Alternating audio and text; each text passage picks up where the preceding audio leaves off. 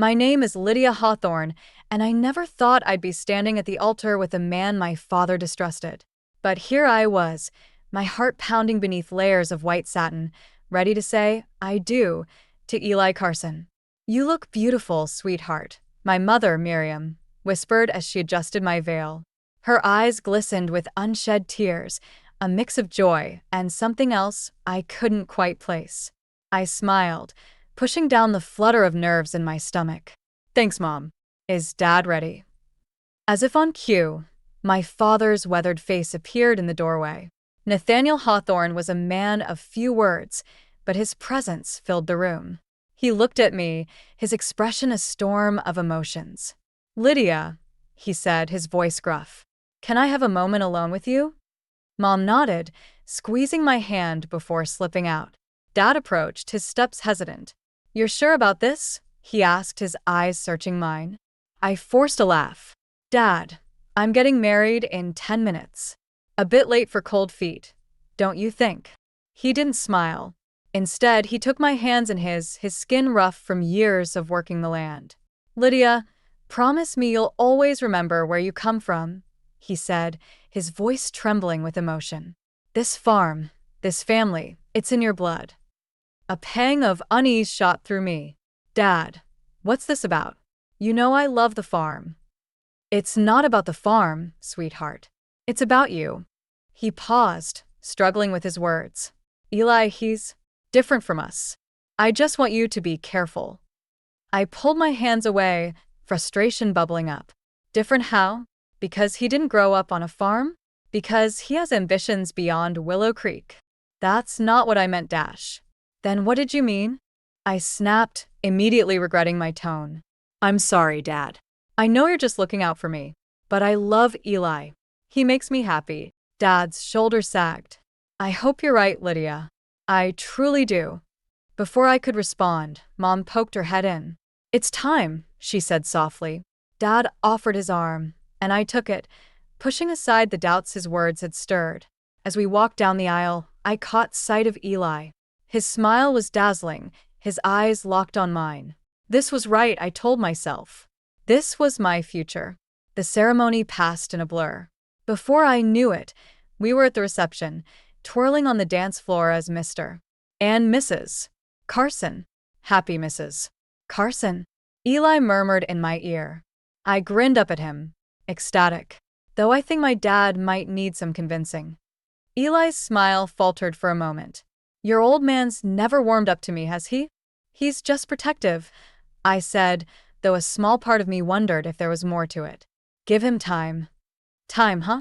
Eli's eyes drifted to where my parents stood, watching us. Well, we've got plenty of that ahead of us. A whole lifetime. As we swayed to the music, I caught my father's gaze over Eli's shoulder. The worry in his eyes made my stomach clench. I pushed the feeling aside, focusing instead on the warmth of Eli's arms around me. This was my choice, my future. Whatever doubts my father had, I was determined to prove him wrong. Eli and I would build a life together, one that would make both our families proud. But as the night wore on and we prepared to leave for our honeymoon, my father's words echoed in my mind. Remember where you come from. Little did I know then how prophetic those words would prove to be, or how much I would cling to them in the years to come. The city skyline glittered outside our apartment window, a far cry from the starlit nights back on the farm. I sighed, checking my watch. Eli was late. Again. Lydia, you there? Eli's voice crackled through my phone. Where are you? I asked, trying to keep the frustration out of my voice. We were supposed to leave for my parents an hour ago. About that. Eli's tone made my stomach drop. Something came up at work. I can't make it this weekend. I closed my eyes, counting to 10. Eli, we haven't visited the farm in months. My parents are expecting us. I know, but this deal could be huge for us. You understand, right? Before I could respond, he hung up.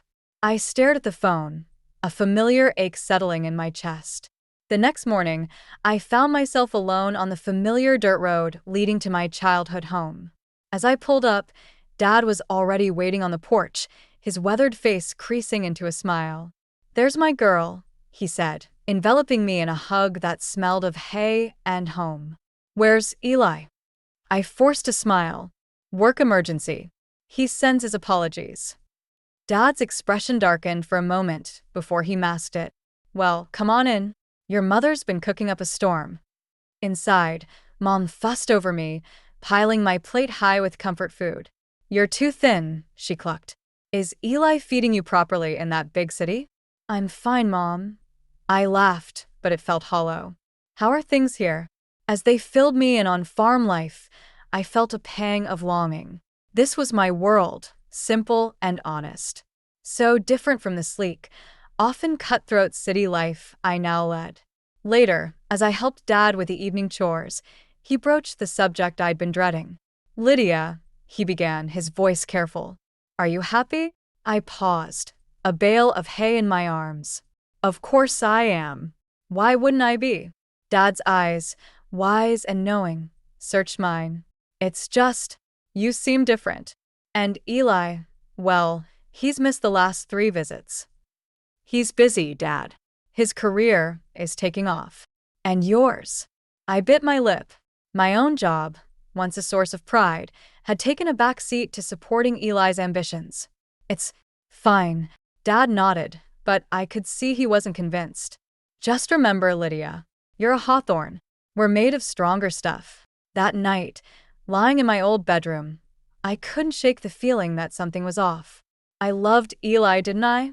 But why did being here, among the familiar creaks and scents of the farmhouse, feel more like home than our sleek city apartment ever had? My phone buzzed. A text from Eli. Miss you. How's the farm? I stared at the screen, unsure how to respond. How could I explain the comfort of worn floorboards under my feet, or the satisfaction of a day's honest work? How could I convey the growing disconnect I felt between this life and the one I shared with him? In the end, I simply replied, It's good. See you tomorrow. As I drifted off to sleep, my father's words echoed in my mind. We're made of stronger stuff.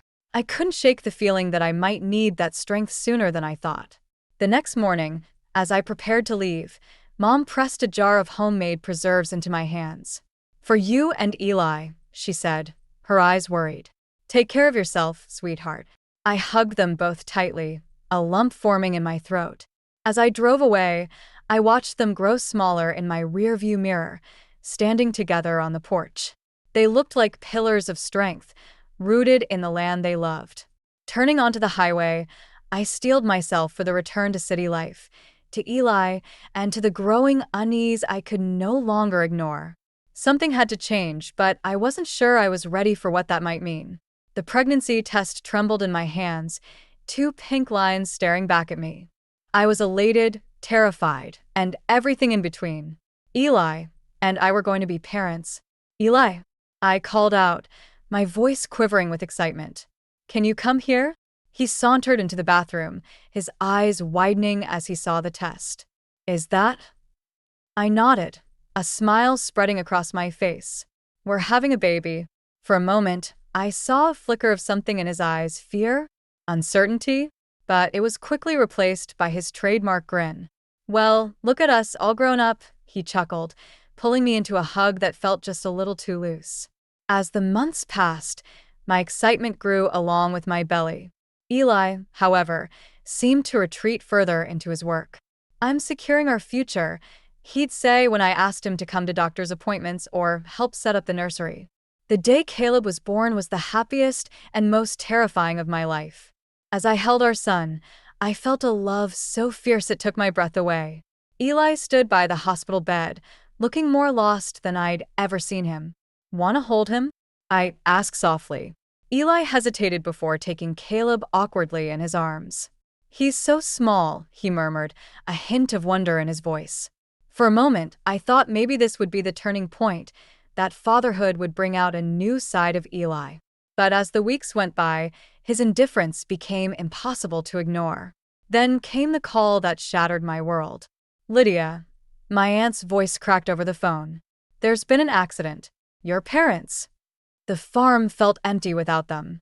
As I stood in the kitchen where Mom had taught me to bake, where Dad had bandaged my scraped knees, The weight of their absence crushed me. Eli's hand on my shoulder startled me. "We should talk about what to do with the farm," he said, his tone businesslike. I turned to him, incredulous. "What do you mean?" "Well, we can't keep it," he said matter-of-factly. "It's not practical. We should sell it, use the money to set ourselves up in the city." His words hit me like a physical blow. "Sell it? Eli, this is my home. My heritage." "It's an asset, Lydia," he argued, his voice taking on that patronizing tone I'd grown to hate. "Think about Caleb's future. We could set up a college fund, buy a bigger apartment." I cradled Caleb closer to my chest, suddenly feeling very alone. "I can't just sell it, Eli. My parents' whole lives are in this land." "Were," he corrected coldly. "They're gone, Lydia. We need to think about the living." As he walked away, leaving me standing in the kitchen of my childhood home, something inside me hardened. I looked down at Caleb, peacefully sleeping in my arms, unaware of the turmoil around him. "I won't let him take this from us," I whispered to my son. "This is your legacy, too." Over the next few weeks, as we settled my parents' affairs, the rift between Eli and me grew. Every conversation seemed to circle back to selling the farm. His persistence only strengthened my resolve. One night, as I rocked Caleb to sleep in my old bedroom, I made a decision. I wouldn't sell the farm. Somehow, I'd find a way to keep it, to honor my parents' memory and give Caleb a connection to his roots. As I laid Caleb in his crib, my eyes fell on a photo of my parents on their wedding day. They looked so young, so full of hope and love. I picked up the frame, tracing their smiling faces with my finger. "I'll make you proud," I whispered. "I'll find a way to keep the farm alive." Little did I know then how that promise would change the course of my life, or the battle that lay ahead with the man I had once thought was my partner in everything. The doorbell's chime cut through the tense silence that had settled over our apartment. Eli and I had just finished another argument about the farm, his words still ringing in my ears. "You're being irrational, Lydia. That farm is a millstone around our necks." I opened the door to find a striking woman in her 50s, her silver hair cut in a sleek bob. Her eyes, sharp and assessing, reminded me of someone, but I couldn't place who. "Lydia Carson?" she asked, her voice crisp. I nodded, confused. "I'm Judith Blackwood, Eli's aunt." My eyes widened. Eli had rarely mentioned his family, let alone an aunt. "I'm sorry. Eli's not home right now, Dash." "I'm here to see you, actually," Judith interrupted, her gaze softening slightly. "May I come in?" Hesitantly, I stepped aside. As Judith entered, her eyes swept over the apartment, lingering on the family photos, mostly of my side of the family. "Caleb's with the sitter," I explained, gesturing to the living room. "Can I get you something to drink?" Judith shook her head, settling onto the couch. "I'll be direct, Lydia. I'm here because I'm concerned about you and my great-nephew." My defenses immediately went up. "I'm not sure I understand, Dash." "Let me ask you something," Judith cut in. "Has Eli ever told you about his parents? About his childhood?" I frowned, realizing I knew embarrassingly little. "He doesn't like to talk about it much. I know his parents passed away when he was young." Judith's laugh was sharp, devoid of humor. "Is that what he told you?"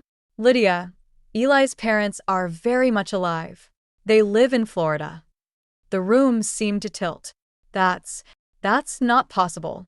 Eli wouldn't lie about something like that. Wouldn't he?" Judith leaned forward, her eyes intense. "Lydia, I've known Eli his whole life. I love him, but I also know what he's capable of. The manipulation, the lies." As Judith spoke, painting a picture of a young Eli so at odds with the man I thought I knew, my mind raced. The unexplained absences, the secretive phone calls, the constant push for more money, it all started to take on a sinister new light. "Why are you telling me this?" I finally managed to ask, my voice barely above a whisper. Judith's expression softened. "Because I see in you what I once saw in myself. A good person, blinded by love and charm. I let Eli manipulate me for years, costing me my business and nearly my sanity. I can't stand by and watch it happen to you and that sweet boy of yours." She reached into her bag, pulling out a file. This contains records of Eli's past, financial documents, police reports, testimonies from people he's taken advantage of. I'm not asking you to believe me outright. Just look into it. For Caleb's sake, if not your own. As she stood to leave, Judith paused at the door. Lydia, you seem like a strong woman. Don't let Eli dim your light. You and Caleb deserve better. After she left, I sat frozen on the couch, the file unopened on my lap. Part of me wanted to throw it away, to cling to the image of Eli I'd built up over the years. But a small voice, one that sounded suspiciously like my father's, urged me to look. With trembling hands, I opened the file. As I read, tears began to fall. Bank statements showing large, unexplained withdrawals. A restraining order from an ex-girlfriend. A series of jobs, each ending abruptly under suspicious circumstances. It was like watching a house of cards collapse. Every document, every testimony, chipped away at the foundation of my marriage. The Eli I thought I knew was crumbling before my eyes, replaced by a stranger I wasn't sure I'd ever truly known. As I heard Eli's key in the lock, I quickly hid the file. My heart raced as he walked in, his easy smile so familiar yet suddenly alien. Hey babe, he called out. Everything okay? You look like you've seen a ghost. I forced a smile, my mind reeling. Everything's fine. I lied, realizing with a sickening clarity that I was becoming as adept at deception as he was. Just a long day. As Eli chatted about his day, I watched him with new eyes, wondering how much of what he said was truth and how much was carefully crafted fiction. One thing was certain, nothing would ever be the same again. The weight of Judith's revelations hung heavy on my shoulders as I navigated the following weeks. Every interaction with Eli felt like a carefully choreographed dance, each step measured to hide my growing suspicions. I found myself scrutinizing his every word, searching for the lies I now suspected lurked beneath the surface. One rainy Tuesday, as I was sorting through some of Eli's old papers in search of a missing tax document, I stumbled upon something that made my blood run cold. It was a bank statement for an account I'd never seen before, showing regular transfers to someone named Hannah. My hands trembled as I dug deeper, uncovering more statements, text messages, and even a few photos. The woman in the pictures was young, probably in her mid-20s, with a radiant smile that twisted my stomach into knots. In one photo, Eli's arm was draped casually around her waist, his expression more carefree than I'd seen in years. I felt like I was going to be sick. The pieces were falling into place with sickening clarity. The late nights at work, the mysterious phone calls, the sudden business trips. It had all been a lie. As if on cue, my phone buzzed with a text from Eli. Working late tonight. Don't wait up. Something inside me snapped. I couldn't sit idly by any longer. With a determination I hadn't felt in years, I gathered the evidence, called our neighbor to watch Caleb, and headed to Eli's office. The sleek high-rise loomed before me, a monument to the life Eli had always wanted. I marched past the security desk, my heart pounding as the elevator climbed to the 20th floor. As I approached Eli's office, I heard laughter, his unmistakable chuckle mingled with a woman's lilting giggle. I burst through the door without knocking. Eli and a young woman, Hannah, I presumed, sprang apart, their faces a mixture of shock and guilt.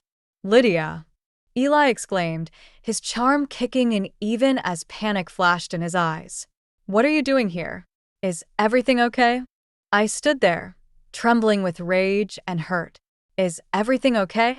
I repeated, my voice barely above a whisper. No, Eli.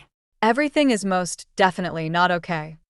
Hannah looked between us, confusion evident on her face. Eli, what's going on? Who is this? I turned to her, my heart breaking for this woman who, like me, had fallen for Eli's lies. I'm his wife, I said softly, and the mother of his child. The color drained from Hannah's face. She turned to Eli, her voice shaking. You're married? You have a kid? You told me you were divorced. Eli's mask of charm slipped, revealing a desperation I'd never seen before. Lydia, Hannah, I can explain everything. This isn't what it looks like, dash. Save it. I cut him off, tossing the stack of evidence onto his desk. I know everything, Eli. The affair, the secret bank account, the lies about your family. It's over. As the full weight of his deception crashed down around us, I felt a strange sense of calm. I turned to Hannah, who looked shell-shocked. I'm sorry you got caught up in this. You deserve better. With that, I walked out, leaving Eli's stammering excuses behind me. As I stepped into the cool night air, I felt as though I could breathe freely for the first time in years. My phone buzzed again, a text from Judith. How are you holding up? I took a deep breath, realizing I'd been unconsciously heading towards the bus station that would take me back to the farm. Back home. I'm okay. I typed back. I think it's time for a fresh start. As the city lights faded behind me, I thought of Caleb, of the farm, of the life I'd left behind. The road ahead was uncertain, but for the first time in a long time, I felt hope stirring in my chest. The betrayal had been unveiled, but with it came a chance for redemption, not for Eli, but for myself. It was time to reclaim the strength I'd forgotten I had, to build a life of integrity for Caleb and for the memory of my parents. As the familiar countryside began to appear outside the bus window, I made a silent vow. This was the end of Lydia, the naive city wife, and the beginning of a new chapter, one written on my own terms. The farmhouse kitchen, once a sanctuary of warmth and comfort, now felt like a battleground. I stood at the counter, my knuckles white as I gripped its edge, steeling myself for the confrontation I knew was coming. The screen door creaked open, and Eli's footsteps echoed through the house. Lydia, he called out, his voice a mixture of confusion and irritation. What the hell is going on? Why are my things packed? I turned to face him, my heart pounding but my resolve firm.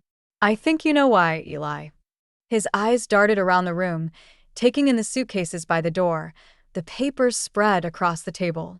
For a moment, I saw a flicker of fear in his eyes before his familiar mask of charm slid into place. Honey, whatever you think is happening, I can explain, he said, taking a step towards me with his hands raised placatingly. I held up a hand, stopping him in his tracks. Don't you dare try to charm your way out of this. I know everything, Eli. The affair, the lies about your family, the plans for my inheritance. His facade cracked, revealing a coldness I'd never seen before. So what if I did? You were so caught up in your precious farm and your small-town values that you couldn't see the bigger picture. I was trying to give us a better life. A better life? I scoffed, anger rising in my chest. By lying to me? By cheating on me? By trying to steal my parents' legacy? Eli's eyes narrowed. That farm is a gold mine, Lydia. Do you have any idea how much we could get for that land? But you're too sentimental to see it. I was doing this for us, for our future. No, Eli, I said, my voice steady despite the trembling in my hands. You were doing this for yourself. You always have been. He laughed, a harsh, mirthless sound that sent chills down my spine. And what are you going to do about it? You're nothing without me, Lydia. You think you can run this farm on your own? Raise Caleb by yourself? You'll come crawling back within a month. His words hit me like a physical blow, but I refused to let him see how much they hurt. Instead, I straightened my spine, channeling every ounce of strength my parents had instilled in me. I'd rather struggle on my own than live another day in a lie, I said, my voice low but firm. You're leaving, Eli. Today. And you're not taking a cent of my inheritance with you. For a moment, I saw a raw fury flash in his eyes, and I tensed, ready for him to lash out. But then, just as quickly, it was gone, replaced by a cold, calculating look that was almost worse. You'll regret this, Lydia, he said, his voice eerily calm. You have no idea what I'm capable of. No, Eli, I replied, meeting his gaze unflinchingly. You have no idea what I'm capable of. I'm not the naive farm girl you married anymore. I'm my father's daughter, and I will fight for what's mine. We stood there, locked in a silent battle of wills, the air thick with unspoken threats and shattered dreams. Finally, Eli broke eye contact, grabbing his suitcases with a sneer. "This isn't over," he spat as he headed for the door. "Yes, it is," I said quietly, more to myself than to him. As the door slammed behind him, I felt a weight lift from my shoulders. The confrontation I dreaded for so long was over, and I was still standing. Tears pricked at my eyes, a mix of relief, fear, and determination. I walked to the window, watching Eli's car disappear down the long driveway. The setting sun cast a golden glow over the fields, reminding me of all the sunsets I'd watched with my parents from this very spot. "I won't let you down," I whispered, placing a hand on my stomach where our second child, unknown to Eli, was growing. "Any of you." As the last rays of sunlight faded, I turned away from the window, my mind already racing with plans. The road ahead would be hard, but for the first time in years, I felt truly alive. The confrontation with Eli hadn't broken me. It had awakened a strength I'd forgotten I possessed.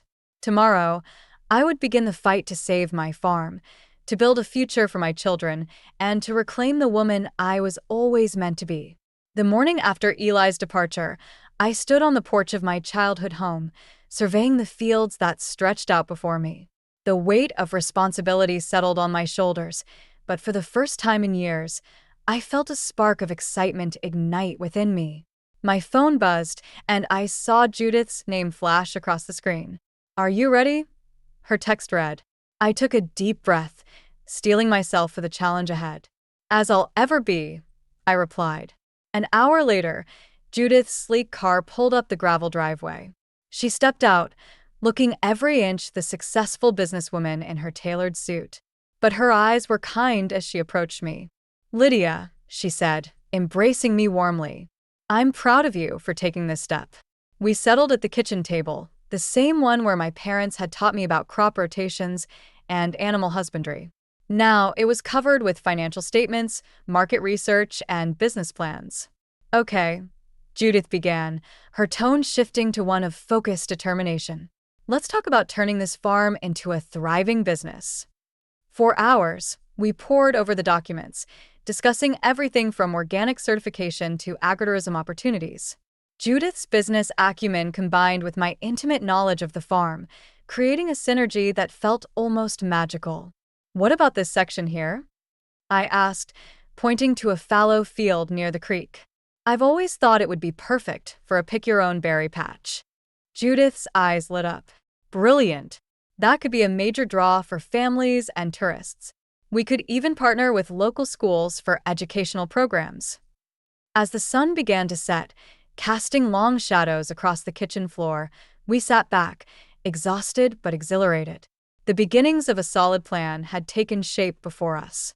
"Lydia," Judith said, her voice soft but firm, "this won't be easy. There will be long days, sleepless nights, and moments when you'll want to give up. Are you sure you're ready for this?" I looked out the window at the land that had nurtured generations of my family. I thought of Caleb, peacefully napping upstairs, and the new life growing inside me. Then I thought of Eli and his dismissive words, "You'll come crawling back within a month." A fire of determination blazed within me.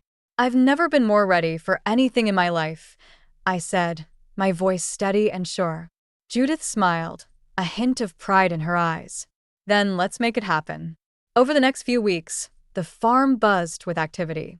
I threw myself into the work, relishing the feeling of dirt under my fingernails and the ache in my muscles at the end of each day. Judith's connections proved invaluable, bringing in experts to help modernize our operations while staying true to the farm's roots. One evening, as I stood in the newly planted berry patch, Caleb toddled up to me, his little hands grasping a fistful of wildflowers. "For you, Mama," he said, his face beaming with pride. I scooped him up, inhaling the sweet scent of his hair mingled with the earthy aroma of the fields. "Thank you, sweetheart," I whispered, feeling a lump form in my throat. At that moment, I heard the rumble of an approaching vehicle. My heart skipped a beat as I recognized Eli's car coming up the driveway. He stepped out, his eyes narrowing as he took in the changes to the farm. "What's all this?" he demanded, gesturing to the new signage and equipment. I set Caleb down, giving him a gentle push towards the house. This is our future, Eli, I said, my voice calm but resolute. A future that doesn't include you. Eli's face contorted with anger. You can't do this, he sputtered. You have no idea what you're doing. You'll ruin everything. I stood my ground, feeling the strength of the earth beneath my feet. No, Eli. I know exactly what I'm doing. I'm reclaiming my heritage, providing for our son, and building something meaningful. Something you never understood. As Eli's tirade continued, I felt a strange sense of calm wash over me. His words, once so powerful, now seemed hollow and desperate. I realized that I had outgrown not just Eli, but the version of myself that had allowed his manipulation for so long. Leave, Eli, I said firmly. You're not welcome here anymore. As he drove away, tires spitting gravel, I turned back to the fields, ready to face whatever challenges lay ahead.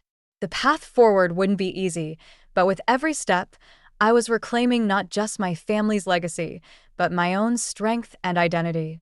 The sun dipped below the horizon, painting the sky in brilliant hues of orange and pink.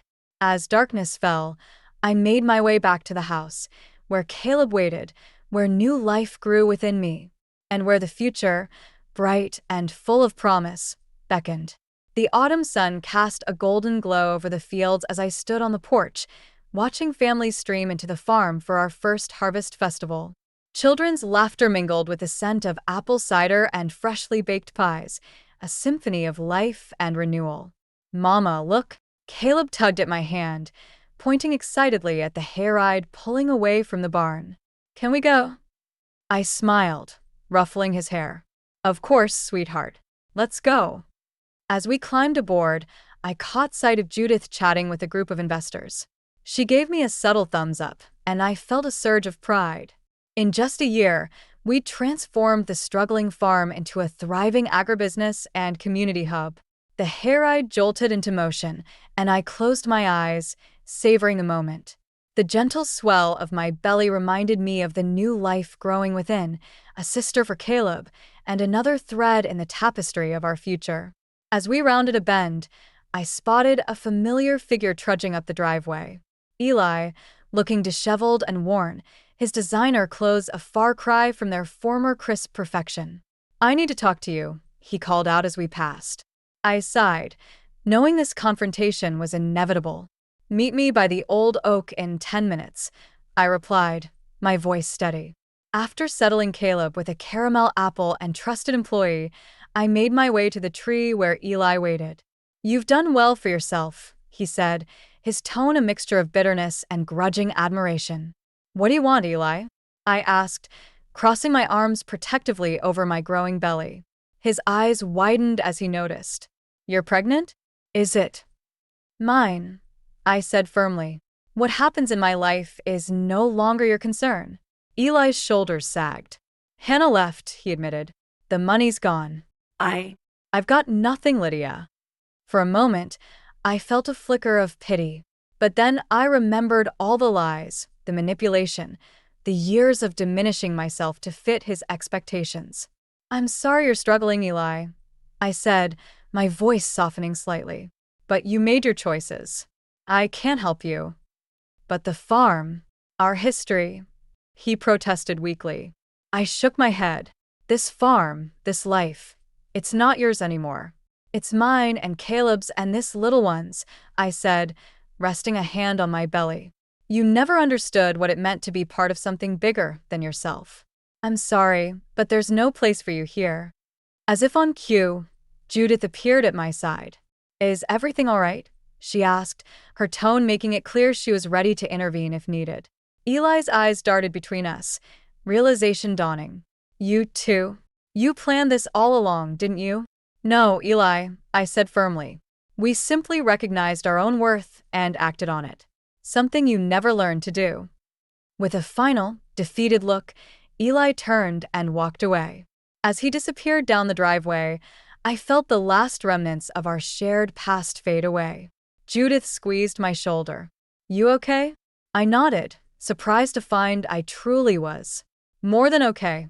I'm free. We made our way back to the festival, where Caleb ran to greet us, his face sticky with caramel. As I scooped him up, I caught sight of my reflection in a nearby window. The woman looking back at me was strong, confident, and at peace, a far cry from the naive girl who had left this farm years ago. "Mama," Caleb said, his little hands framing my face. "Are you happy?" I looked around at the thriving farm, at Judith, who had become both mentor and friend, at the community that had rallied around us. I thought of my parents and the legacy they'd left, now renewed and flourishing. And I thought of the future stretching out before us, full of possibility and hope. "Yes, my love," I said, hugging him close. "I'm very happy." As the day wound down and the last visitors departed, I stood once more on the porch. The setting sun painted the sky in brilliant hues, a fitting end to a transformative chapter. I placed a hand on my belly, feeling a gentle kick. "Welcome to the family, little one," I whispered. "You're coming into a world of love, strength, and integrity. A world where we remember where we come from, but we're not afraid to grow beyond it." With a contented sigh, I turned and walked into the house, ready to face whatever the future might bring. The door closed behind me, not as an ending, but as the beginning of a new, authentic life, one cultivated with my own hands, nourished by the rich soil of my heritage, and blooming with the promise of tomorrow.